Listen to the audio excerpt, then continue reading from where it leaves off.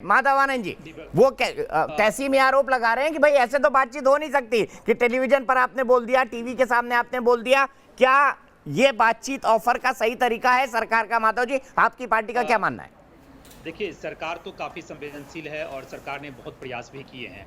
थोड़ा सा लचीला रुख अपनाने की आवश्यकता है। हमारे किसान भाइयों की तरफ से लचीला रुख होना चाहिए। मुझे लगता है लगातार 10 महीने से हमारे किसान भाई सड़क पे जो है संघर्ष कर रहे हैं और ये हम लोग के लिए दुर्भाग्य की बात है। लेकिन सरकार पे ये आरोप लगा देना कि सरकार संवेदनशील नहीं है, सरकार किसानों के हित की बात नहीं करती है, यह भी कतई उचित नहीं है। मुझे लगता है सरकार को भी और किसान संगठनों को भी एक साथ बैठने की आवश्यकता और खुले दिल से बैठने की आवश्यकता है। हर चीज का रास्ता है और सरकार, कोई भी सरकार किसान विरोधी कैसे हो सकता है दीपक जी? किसान हमारी रीढ़ है, सबको पता है, अन्नदाता है। अगर कोई विपक्षी पार्टियां इस पर राजनीति करने लगे और ये कहे कि किसान विरोधी सरकार है, मैं इसको नहीं मान सकता। जहां तक मेरी पार्टी की बात है, हमारी पार्टी ने ये स्वागत किया है इस बिल का। और बिहार में आप देख रहे हैं कि आज बिहार बंद था, लेकिन बिहार में किसने बंद किया? आरजेडी ने, सीपीआई ने, सीपीएम ने, कांग्रेस में। एक भी किसान आपको सड़क पर दिखाई नहीं पड़े होंगे। तो बिहार के किसान काफी खुशहाल हैं, सुख में हैं, सब कुछ बिहार सरकार और केंद्र सरकार की तरफ से हो रहा है। लेकिन किसान भाइयों को ये बात समझने की आवश्यकता है कि उनका राजनीतिकरण हो रहा है। यूपी में चुनाव है, पंजाब में चुनाव है, हम सब लोगों को पता है, उसका राजनीतिकरण हो रहा है। इसीलिए किसान भाइयों को सचेत रहने की आवश्यकता है।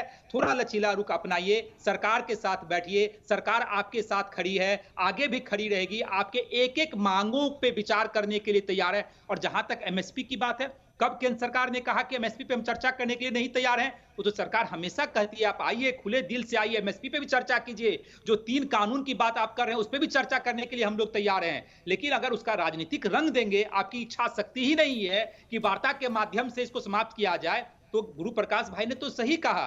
आपके जो नियति है, नियति में ही खोट है। कहीं ना कहीं आप राजनीतिकरण उसका करना चाहते हैं। इसीलिए सरकार पूरी तरह एकदम सचेत है, सजग है, किसान के हित में है और एक एक कदम उठाने के लिए सरकार ये तैयार है। ठीक है, ठीक है, यहीं पे रोकता हूं मैं आपको माधव भाई। लेकिन उससे पहले मैं आगे जाऊं, मेरे साथ राजकुमार चाहर जी जुड़ गए हैं, जो भारतीय जनता पार्टी किसान मोर्चा के राष्ट्रीय अध्यक्ष हैं, साथ ही साथ मेंबर ऑफ पार्लियामेंट है। उनका पक्ष भी जानेंगे, वो क्या कहते हैं। रुपेश कुमार लखनऊ से, उससे पहले मेरे एक दर्शक जुड़ गए हैं, रुपेश कुमार लखनऊ से। रुपेश, क्या कहेंगे आंदोलन के बारे में? आपको उचित लगता है आंदोलन 10 महीने से चला आ रहा है? सबसे पहले तो मैं दीपक जी आपका धन्यवाद कहूंगा कि नेशनल टीवी पे आपने इतने अच्छे गंभीर मुद्दे पे बात करने के लिए जो लोगों को बुलाया। और मैं ये बात सरकार तक पहुंचाना चाहता हूं कि जो भारत है 70% गांव में बसता है और कहीं ना कहीं 70% लोग आहत हैं सरकार की ऐसी नीतियों पे। मैं ये बताना चाहता हूं कि आने वाले समय में हो सकता है सरकार का नुकसान हो। इस समय है, क्योंकि अगर ये विपक्ष और सत्ता, विपक्ष सत्ता विपक्ष के बीच में रहेंगे तो डेफिनेटली आप ही का नुकसान होगा।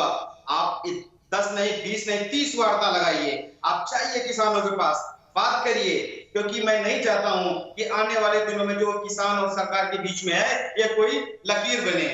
ठीक है, बहुत बढ़िया। आपने कहा कि आने वाले दिनों में किसान और सरकार के बीच लकीर नहीं बननी चाहिए। राजकुमार चाहर जी, आपका तो काम है इस लकीर को पाटना। कब पाटेंगे लकीर और कैसे पटेगी ये लकीर अगर दोनों तरफ से इसी तरह अड़ियल रवैया चलता रहा तो? सरकार को तो झुकना चाहिए ना राजकुमार चाहर जी।